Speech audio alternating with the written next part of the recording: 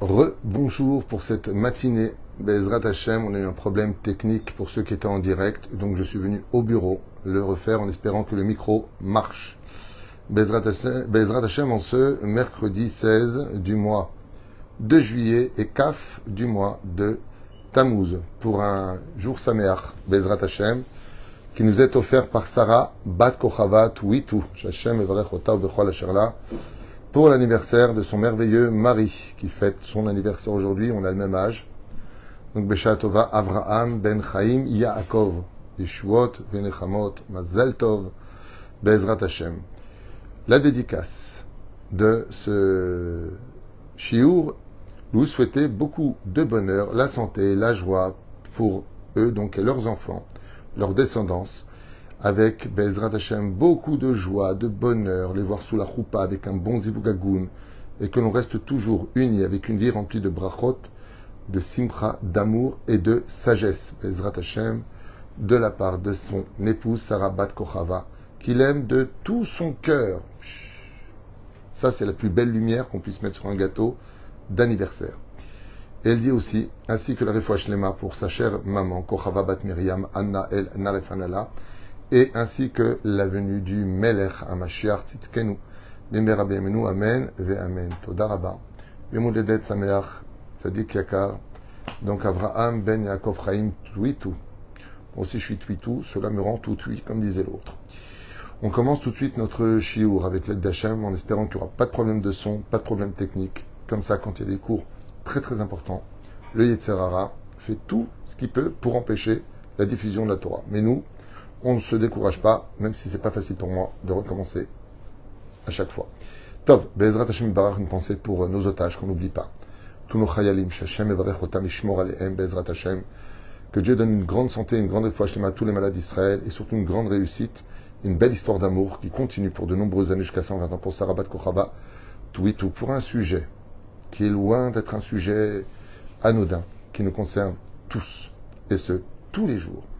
Shabbat, Yom Tov, Chol HaMoed, dans la semaine, dans l'année, et peu importe. Nous allons parler d'un mot clé, d'un mot qui est magique, mais d'un mot qui est très, très, très attendu du Créateur du monde, c'est le mot Shalom. Un jour, un homme est venu raconter tous ses problèmes à un sage de la Torah. Il lui dit, vous pouvez me faire une bracha donc pour ma santé, pour la parnassa, pour que je puisse me marier, pour que je puisse avoir des enfants, pour que je puisse acheter une maison, pour que je puisse faire ma alia, un truc de fou. Et le Rav lui a dit, Yeratson shetiske le shalom. Yeratson, que tu aies le mot shalom sur toi. Comme on le dit dans la Birkat Kohanim, Veyasem lecha shalom. Le mot shalom comprend en lui toutes les bénédictions qu'on puisse se souhaiter. Quand Yaakov a rencontré, par exemple, sur la route pour aller rejoindre la maison de Lavan, il veut savoir si c'est un homme de bénédiction ou de malédiction. Et il dit, est-ce qu'il vit dans la paix? Quand on vit dans la paix, quand on est dans le shalom, automatiquement, nous allons bien, nous vivons bien, nous sommes bien. Et c'est pour ça qu'une personne, Hazve Shalom, qui part de ce monde, on lui souhaite d'être dans le Gan Eden. Comment est-ce qu'on lui dit Yiratson que soit dans le Gan Eden? Non, on dit Allah Shalom. Que sur lui soit le shalom. S'il est dans le shalom dans la tombe et dans le ciel, c'est qu'il est au Gan Eden. Sinon, il est en guerre. Donc, quand on est en guerre, on fait un traité de paix, on fait un traité de shalom. Ce mot-là, dans notre génération, va nous permettre de comprendre de façon un tant soit peu philosophique et métaphorique que la vie, c'est comme une guitare, c'est comme un violon, c'est comme une harpe. Quand on sait jouer sur les cordes sensibles de ces instruments, une mélodie délicieuse vient caresser nos oreilles. Mais, si Chazve Shalom, je ne sais pas jouer et que je fais n'importe quoi, sous prétexte que j'ai envie d'entendre des sons, je vais agacer les oreilles de celui qui écoutera, voire même les miennes. Ce qui fait que les cordes dont je vous parle, c'est notre sensibilité. Nous sommes tous empreints de sensibilité, à des degrés différents. On peut passer de l'extrême sensibilité à la sensibilité cadrée. On peut passer à des gens qui sont capables de surmonter leur sensibilité, mais elle n'en est pas pour moi, pas pour autant froissée. La Torah nous met en garde. toutes les fautes qu'on puisse faire vis-à-vis de Dieu et les mitzvot que nous pouvons faire vis-à-vis de Dieu se règlent à Kippour. Mais la relation entre un homme et son prochain, à l'image de cette tzadika qui offre pour son mari cet anniversaire, elle joue une mélodie sur ses cordes de sensibilité avec des mots d'amour en lui offrant ce chiour. Donc c'est un remerciement, c'est une attention, c'est une complétude, c'est un shalom qu'elle lui souhaite. Voilà, je voulais t'offrir ce chiour. Les cordes qui montent aux oreilles viennent équilibrer, à l'image des oreilles qui équilibrent le corps, cette harmonie de « tu as pensé à moi, tu n'as pas oublié mon anniversaire, tu m'as pris un chiour, c'est de la Torah, waouh, on parle de mon nom, on me souhaite Yom Houledet Sameach ». Tout cela forme une mélodie. La Gemara dans Baba Batra Bedaftet Amoudbet nous dit que celui qui fait du chesed avec autrui, celui qui fait du bien avec l'autre, qu'il sache qu'il crée 11 mitzvot. Il suffit simplement de faire du bien à une personne, de lui rendre service. Tu viens de créer 11 anges. Chesed. Mais si chasvé shalom, tu as blessé cette personne, froissé cette personne, ou pire, humilié cette personne, en lo chelek l'olam haba. Kol hamalbin peno chavero barabim, en lo chelek l'olam haba. Tu humilies une personne en public, tu perds ton monde futur. Pourquoi est-ce que c'est si grave? D'un côté, tu humilies, tu perds ton monde futur. De l'autre côté, tu fais du bien à quelqu'un. 11 anges, pas un ange. 11. Pourquoi? Comme les 11 Ketoret, comme les 11 Samémanim, les 11 encens de Reach Neruach Ishel Hashem. Quand tu fais du bien à quelqu'un, tu rapproches la Géoula. Et qui, comme vous tous, ne souhaitons pas aujourd'hui la venue du Mashiach? Franchement, guerre, problèmes financiers, problèmes éducatifs, problèmes de santé, stop. On veut le Beth Amikdash, on veut Akadosh Baruch Hu. C'est pour ça qu'il y a un mot magique. Et le mot de la rédemption, le mot de la fin, c'est le mot Shalom.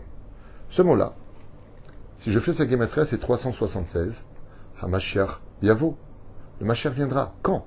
Tout comme le Beth Amikdash a été détruit à cause de la haine gratuite où on ne se disait plus Shalom. Quand tu dis Shalom, tu rapproches la Géoula. Shalom Gematria HaMashiach Yavo. Chez les nations du monde, de façon universelle, il est de coutume que c'est celui qui rentre qui dit bonjour. Oui, ça, c'est chez les non-juifs. Chez nous, les juifs, celui qui respecte la Torah des mitzvot, c'est le premier qui a dit shalom à l'autre qui l'emporte. Peu importe si tu es rentré, peu importe si tu m'attendais. Le premier qui prend le lingot d'or de dire shalom à l'autre, lui a gagné la mitzvah. C'est comme ça que ça marche. Il n'y a pas de principe, si tu es rentré, ça doit me dire shalom, moi je te dis, bah, ça c'est chez les non-juifs. Chez nous les juifs, mamash, lo. Prenons un exemple de la Gemara. Rabbi Yochanan ben Zakkai s'est vanté d'une seule chose. Il a dit, pas qu'une seule chose, hormis le fait qu'il n'ait jamais pensé à la Torah dans les toilettes, comme il le dit dans la Gemara. Le olam lo gidim li adam shalom. Je n'ai jamais laissé une personne me devancer pour me dire shalom. La halacha voit ça d'un tel œil qu'elle va nous dire quand est-ce qu'on a le droit de dire shalom, quand est-ce qu'on n'a pas le droit de dire shalom. Comme si qu'on avait un code de la route pour l'utilisation du mot shalom. Comme par exemple, deux exemples que je vous donne sans m'allonger, jusqu'à la prière, le matin, je ne dis pas le mot shalom. Car le mot shalom appartient qu'à Dieu le matin. Tout ce que j'ai en premier, je dois le donner d'abord à Dieu. Et le mot shalom est un des noms les plus précieux du Créateur du monde. C'est pour ça que dans les toilettes, je ne peux pas répondre à quelqu'un shalom. C'est le nom de Dieu que tu dis dans les toilettes. Tu fais comme ça. Mais tu ne lui dis pas shalom. Autre exemple, en shalom la rechaim. Des gens qui ne veulent pas de la Torah, qui luttent contre elle, qui sont appelés donc rechaim. Ces gens-là, on ne leur dit pas shalom. Ou par exemple, encore un exemple, quelqu'un qui vient en voiture le Shabbat. Il se gare dans le parking. Tu ne peux pas lui dire Shabbat Shalom. Là, d'abord, il ne le respecte pas. Mais c'est pas que tu le juges. Alors quoi, je lui dis pas bonjour. Je suis pas là pour le juger. Ah, Manyanim, qui en alav Shalom. Il ne respecte pas le Shalom. Et c'est pour cela qu'à l'entrée de Shabbat, chaque famille juive, quand elle rentre à la demeure, qu'est-ce qu'elle dit? Shalom Aleichem, Malaché Shalom, Malaché Elion, Melech Malché Amlachim Akadosh Baruch Hu. Comment est-ce que je peux les amlich et akadosh baruch hu? Comment je peux remercier Hachem? Hodeh shemecha. Comment je peux... Hodeh shemecha veut dire reconnaître ton nom. Hodeh shemecha c'est Gematria 376. Gematria, Shalom. Chaque fois que je veux reconnaître le nom de Dieu et le remercier, il me suffit de dire Shalom Aleichem. Ce qui fait que le Shabbat, le jour le plus saint de l'année juive, hebdomadaire, qui revient tous les 7 jours, ne s'accueille qu'avec le Shalom. Shalom Aleichem, Malaché Shalom. Quand je dis Shalom, je provoque quelque chose de magnifique. C'est que quand je suis capable de tout le temps dire aux gens Shalom, que je sois ou pas fâché avec eux, ce qui se passe, c'est que je provoque que les anges protecteurs viennent chez moi. La parole étant créatrice, quand je sais dire Shalom, pas simplement par courtoisie, mais parce que c'est une mitzvah, et je vais vous le lire. Eh bien, les anges qui tournent autour de la notion de Shalom, Shalom Aleichem, Malaché Shalom, Malaché Shalom, les anges de la paix, ils viennent vers toi et ils améliorent ta vie pour que le Shalom que tu as souhaité à un autre juif t'entoure comme une espèce de muraille à vivre mieux ta vie et sereinement ta vie. D'où l'importance de toujours, contrairement à, malheureusement, nous, quand on était jeunes, vous vous rappelez, quand on rentrait, on était enfant. Quand on oubliait de dire Shalom, on se faisait gronder par notre famille, nos parents, nos grands-parents. Hé, allô, tu dis pas Shalom? Tu dis pas bonjour? Malheureusement, j'ai vu, en 2025, 2024, 2023, 2022, 2021 et 2020, ces 5 dernières années, je constate autour de moi, j'ai vu des choses incroyables. Les grands-parents qui ont dit « Alors mon petit-fils, tu dis pas Shalom à papy, ça fait 10 minutes que tu es là ?» Et le père, donc le fils du grand-père, dit « Non, mais attends, s'il n'a pas envie de dire Shalom, il dit pas Shalom, hein, commence pas à le saouler. » Quelle éducation ratée, quelle honte.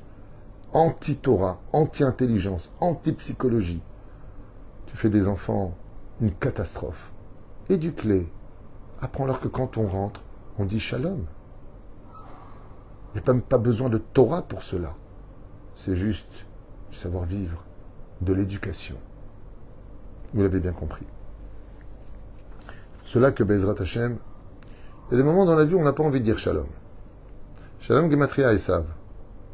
Ésaü, Esav. Quand lui, il est venu pour faire la paix, dans la paracha Vaishlach Yaakov Malachim, il a envoyé des anges pour faire la paix. Car les anges se concrétisent par le Shalom. Il est venu le voir avec 400 hommes hostiles, au nom de la paix. Mais en réalité, ce qu'il voulait, c'est une paix pour le tuer. Ce qui fait que l'hypocrisie du Shalom, si je m'approche en te disant Shalom, mais en réalité c'est pour te faire du mal, Chazal nous dit, Shelo ye Shalom Gematria Esav, ne fais pas la paix comme Esav veut le faire. Ne sois pas tordu, sois pas hypocrite. Fais un Shalom au nom d'Hachem. Fais un Shalom non pas parce que tu ressens le fait de vouloir lui dire Shalom, ou je n'ai pas envie de lui dire Shalom. Franchement, le mot Shalom ne sort pas de moi. Celui qui travaille pour Hachem, Haba Beshem Hachem, celui qui vient au nom d'Hachem, Haba Beshem Hachem, je viens au nom d'Hachem. Gematria Shalom, Haba Beshem Hachem, celui qui vient, qui travaille pour Dieu, pas pour ses émotions. Lui, il va pas faire comme une fois à un mariage. Quelqu'un me voit et m'a dit, te rends compte, mon frère passe à côté de moi, on est en bisbise, il me dit même pas Shalom. Je lui ai dit quelque chose, je lui ai dit, tu sais pourquoi il t'a pas dit Shalom? Parce que dans le ciel, on veut que toi tu prennes la mitzvah. Va lui dire Shalom. Il m'a dit, mais je suis le grand frère. Je lui ai dit, Haba Beshem Hashem, celui qui vient au nom d'Hachem. Toi tu es vexé maintenant, il t'a pas dit Shalom, il est passé à côté de toi. Va prendre la mitzvah. Est-ce que tu en as envie? Il m'a dit non. Je lui ai dit, pour Dieu tu le ferais? Il m'a dit oui. Haba Beshem Hashem, celui qui vient au nom d'Hachem. Magdim Shalom Penechovero. Va toi lui dire Shalom. Prends la mitzvah. Et son frère lui a répondu, oh Shalom, tu m'as pas vu? Il lui a dit. Après je sais pas ce qu'ils se sont dit. Mais en tout cas je lui ai dit, tu as fait quelque chose de grandiose ce soir. Tu as rapproché la Géoula. Comme je vous l'ai dit, Hamashiach Yavo Gematria Shalom. C'est pour cela que le nom d'Hachem, quand il viendra, Hachem Imloch Leolam Vaed. Hachem Imloch Leolam Vaed. Tout le monde connaît parfaitement ce verset-là. Dieu régnera pour toujours. Quand est-ce que viendra ce verset-là? À la fin des temps, quand viendra le Mashiach. Pourquoi? Parce que la terre sera remplie du Shalom. Il n'y aura plus de guerre, il n'y aura plus de problèmes de façon générale. Hashalom Ishlot Baolam. Le shalom règne sur terre. Et s'il y a le shalom, Dieu donne sa bracha. Hashem evarech et amo ba shalom. C'est dans l'intériorité du shalom que vient la réussite. Comme je l'ai dit hier dans le cours sur le shalom bayit, souvent on s'étonne de voir des gens religieux malheureux et des gens non religieux plus heureux. Ce que vérifie Hashem, hormis le côté technique et pratique de la Torah et des mitzvot, c'est comment vit le couple, comment vit la maison. Quand une maison ne pratique pas la Torah et les mitzvot, mais qu'il y a un respect entre l'homme et la femme, et que la maison est pleine de rire, de paix et d'humour, et que de l'autre côté, il y a beaucoup de Torah et mitzvot, mais que des cris, des insultes, des malédictions. Hashem evarech tamo, ba shalom. Des fois, ce couple-là, il est peut-être moins religieux, mais ils ont la paix entre eux. Et quand il y a la paix, ça ne veut pas dire que les avérotes sont pardonnés, mais ça veut dire que Midat Hadin, la rigueur, ne peut pas détruire cette famille. Comme ça dit le Zohar HaKadosh. Si on vit en paix, en koach le Midat Hadin, lif'ol. Le Midat Hadin, la rigueur, la justice ne peut pas s'abattre. Parce qu'ils vivent en paix. L'union fait la force. Comme vous le savez bien. Enfin, voilà. Malheureusement, il y a des gens qui ne comprennent pas la force du shalom. Le fait de dire bonjour à l'autre, c'est de transmettre une énergie qui est celle de toute notre neshama. Dans l'expression du mot shalom aleichem, comme tu vois une personne, shalom, shalom, shalom. Donc il y a des gens à qui on peut dire shalom, il y a des gens à qui on ne peut pas dire shalom, comme on l'a expliqué. Mais de façon générale, on doit dire shalom à tout le monde. Surtout de nos jours, où il y a tellement de bisbise entre les uns et les autres, mais le minimum, c'est de se dire shalom. Surtout dans les familles, le respect des parents, le respect d'autrui. Ce qui fait que nos sages de mémoire bénite nous mettent en garde. Et ils nous disent, sache une chose, si quelqu'un te dit shalom et que tu ne lui réponds pas, sache que tu lui as volé toute son identité. Tu l'as humilié. Quelqu'un vient te voir, maintenant tu es en bise-bise avec lui, ou tu penses que tu as raison ou tort, peu importe. Et cette personne vient te voir, et tu dis, oh, shalom, ou Shabbat shalom. Et que l'autre ne te répond même pas. Il faut savoir que dans le ciel, on ne lui pardonnera pas cet affront. Il n'y a pas besoin de se vexer parce qu'il ne t'a pas répondu. Dans le ciel, cette personne-là est une mauvaise personne. C'est très dur à entendre ce que je dis. Vous allez me dire, mais putain, alors quoi, je lui en veux, il me dit shalom, il m'a fait du mal, alors quoi, je dois lui répondre shalom. Tshuva Iken, s'il t'a dit shalom, tu réponds, peut-être pas que tu as la force parce que tu ne veux pas être hypocrite, mais tu te retournes avec un regard bienveillant. Et comme il t'a dit shalom, qui est le nom de Dieu, tu lui fais un shalom avec la tête, au minimum. Sinon, ça s'appelle, tu as volé le shalom d'autrui. Ne t'étonne pas. Et ce que je vous dis, c'est ce que j'ai étudié. Que celui qui ne répond pas shalom à celui qui lui a dit shalom, qu'il sache qu'il n'aura pas de shalom dans sa vie. Tout comme le shalom est une énergie qui apporte la paix dans ta propre sérénité, vis en paix. De la même façon, quand on te dit shalom et que tu ne réponds pas à ce shalom, tu commets une erreur fatale. Il peut arriver dans des couples qu'on soit en bise-bise. Et pour essayer de marquer un peu plus son territoire, on va éviter le dialogue. Plus de façon éducative que de façon haineuse. Mais ça ne t'empêche pas au matin de dire shalom. Je vais dire quelque chose de dur à entendre, mais je vous raconte une anecdote qui s'était passée il y a bien longtemps à Jérusalem, où un couple s'était pris la tête, et le mari a dit au revoir à sa femme, et elle ne lui a pas répondu. Elle était fâchée. Il lui a dit, Tov, allez, shalom, passe une bonne journée, ma femme. Et elle le fait, comment tu peux me dire shalom après ce qui s'est passé? Peu importe. Le problème, c'est que le mari n'est pas rentré le soir. À l'usine, il a eu un infarctus et il est mort. À 18h, ils ont annoncé à sa femme que son mari était à la morgue. Quand je suis parti les voir pour les 7 jours de deuil, elle était en larmes.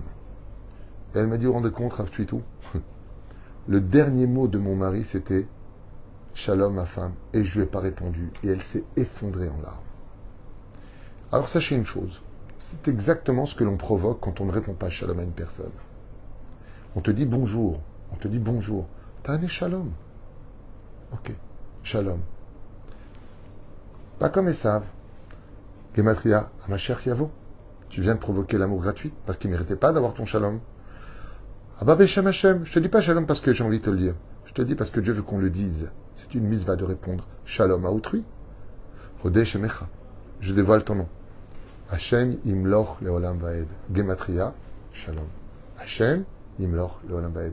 Comment je peux faire en sorte que le règne d'Hashem arrive enfin sur terre quand je prône la paix, le shalom. Regardez ce que nous dit, chers amis, l'Agmara, dans Masechet Avot. Nous sommes dans le 4e chapitre, Mishnah Kaf. Rabbi Matia ben Harash, Zecher Tzadik Kadosh Ivracha, Zchuto Yegen al Am Yisrael, nous dit Eve Magdim Beshalom Kol Adam. Hormis Rabbi Yochanan ben Zakkai qui s'est vanté de ne jamais avoir laissé quiconque lui dire Shalom avant lui, la Gemara dans Masechet Avot, la Torah orale, nous dit Eve Magdim Beshalom Kol Adam. Devance tout le monde dans le Shalom. Soit toujours celui qui va prendre la mitzvah, presque voler la mitzvah à l'autre, de lui dire bonjour avant qu'il ne te dise bonjour. Incroyable. C'est marqué, on a des références. 4e chapitre, 20e Mishnah. Eve Magdim Shalom Lechol Adam. Mazé Lechol Adam. Nos commentateurs nous disent Rabbi Matia ben Harash, Halacha omeret lagdim shalom lechol adam, afilu lenochri bashuk. Même les non-juifs, tu dois dire shalom. Même aux non-juifs, tu rencontres une personne, et peu importe sa couleur, bonjour. Nochri. Tu vois un chrétien, tu lui dis bonjour. Musulman, tu dis bonjour. C'est pas qu'entre nous. Tu te dois, lechol adam, lechol. Pourquoi le mot lechol? Lechol, tout homme, à plus forte raison qu'il soit religieux ou pas juif.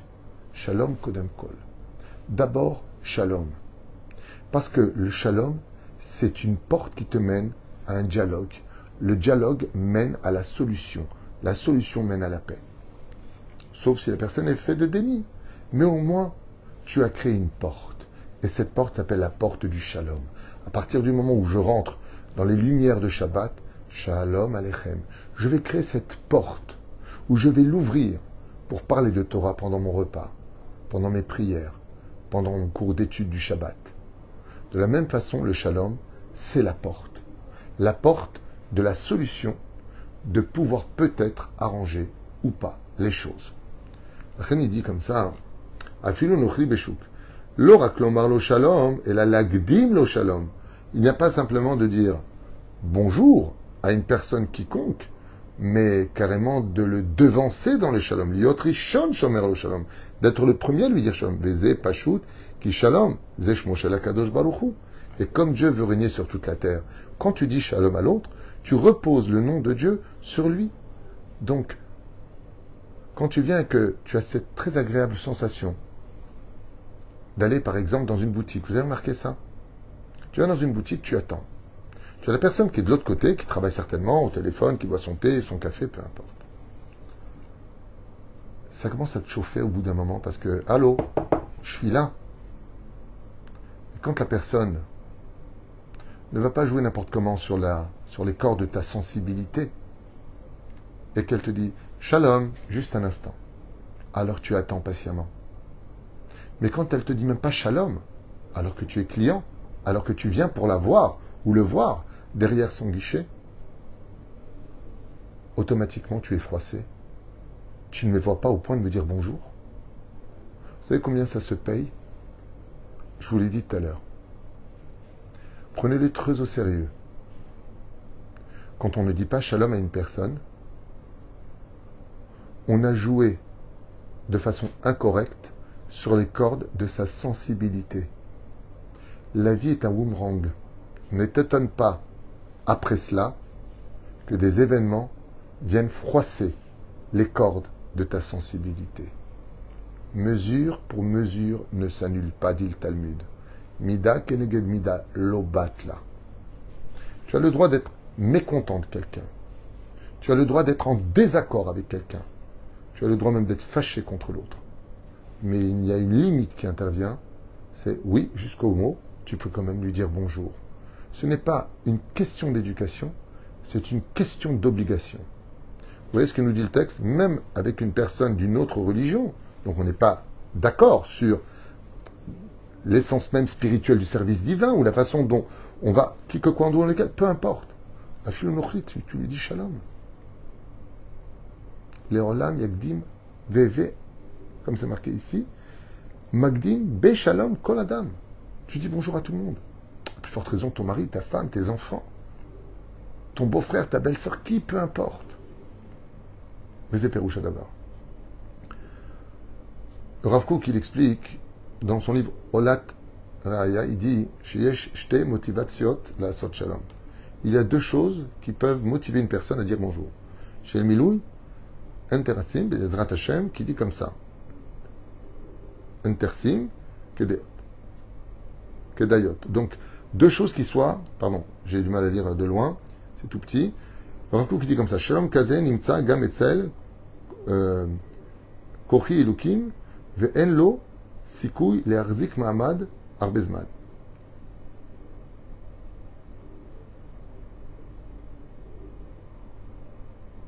Juste un instant.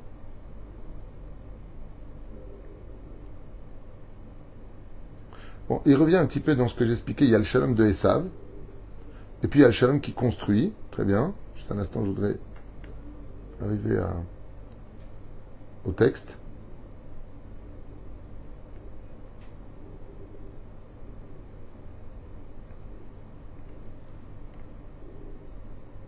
Voilà, j'y suis.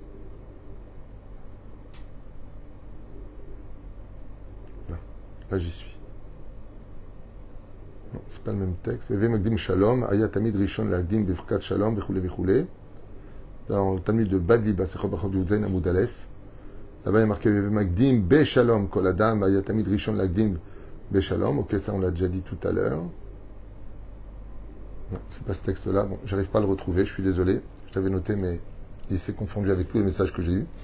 Mais la reine Zéperouchadava, pour lequel nous devons avoir donc ce deux styles de shalom, je voudrais le traduire à ma façon, si je peux me permettre. Il y a le shalom de se rendre quitte, d'avoir dit bonjour, et puis il y a le shalom de vouloir approfondir quelque chose, de telle façon à créer une approche, car le shalom se traduit justement par cette magnificence qui est ramousse par le Ben Ishraï. Vous savez que nous avons ici 14 phalanges et une paume. Les 14 phalanges, dit le Ben Ishraï, correspondent chacune d'entre elles à la Birkat Kohanim, la bénédiction de nos Kohanim, Yavarecha Hashem Vishmarecha, Yair Hashem Panav Elecha Kaisa Hashem Panav Elecha Vesemlecha Shalom, Vesamu Etchmi al Ben Israël, Vanevalchem. En tout cas, Yasem Lecha Shalom. Si j'arrive ici à la 14e phalange, où est le Shalom, c'est la paume. Et il y a une très belle allusion qui est faite qui dit qu'une caresse se fait avec les doigts, mais surtout la paume. Quand on fait le Shalom, on met la paume contre la paume. Il dit justement cette paume-là, c'est la magnificence du Shalom. Ce que nous avons ici, qu'on appelle la paume, est le symbole du Shalom. Et c'est très bizarre. Vous savez pourquoi je vous dis ça? Parce que quand on approfondit un peu, pourquoi est-ce que la paume représente le Shalom? Parce que ici, nous avons les lignes de la vie. Vous voyez? Nous avons tous des lignes. Dans le Zohar HaKadosh, parachat de Yitro, on nous apprend Chokhmat Apartouf, et on nous apprend aussi à lire sur la ligne. Alors, je ne parle pas de Madame Soleil qui dit n'importe quoi, ou les gens qui pensent qu'ils s'y connaissent. Je parle de la vraie Kabbale. C'est vrai qu'ici, on pourrait éventuellement, même si on ne doit pas être attaché à ça, je vous le dis à l'avance, on ne doit pas regarder, alors ça j'ai une longue vie, j'ai ceci, cela. Pourquoi? Parce qu'Israël est au-dessus de cela. Nous avons d'abord une Emouna qui n'a pas besoin de savoir si on va réussir ou pas demain. On a Dieu avec nous. Une seule mitzvah peut tout arranger. Une Avera peut détruire les projets d'un lendemain qui étaient plutôt positifs à négatifs. Comme c'est marqué, tout celui qui répond Amen, Yeh Shemé Rabba, de toute sa force à la bête à Knesset, pas en criant, mais de tout son cœur, en répondant, il peut renverser 70 années de malheur en 70 années de bonheur. Donc, on n'a pas besoin de connaître tout cela. Mais il y a quand même quelque chose de très important à retenir. C'est que dans notre main, il y a les lignes de la chance et les lignes de la vie. Si tu veux de la vie et de la chance, alors n'oublie jamais de dire toujours shalom, même avec des gens avec qui tu n'as pas envie d'être en paix, avec qui tu n'as pas envie de spécialement partager une amitié. Juste shalom, ça, tu peux le faire. Kol Tuv et Litraot.